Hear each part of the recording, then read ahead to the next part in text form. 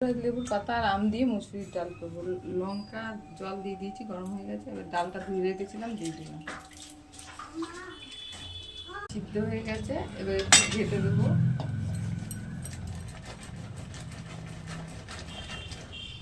আমগুলো দিয়ে দিলাম, একটাই আম দিচ্ছি, বেশি টকের দরকার নেই। দিলাম লবণ, দিলাম গরম জল দেবো। আমগুলো সিদ্ধ হলো, ডালটা সিদ্ধ হয়েই গেছে। আমগুলো সিদ্ধ হয়ে গেছে, রেখেছিলাম,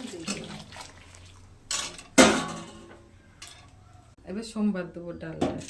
কড়াইয়ে একটা শুকনো লঙ্কা দিলাম, ভালো শস্য ফোড়ন দিলাম, ডালটা দিয়ে দিলাম। এবার 4টে গন্ধরাজ লেবুর পাতা ছিঁড়ে দিয়ে দিলাম।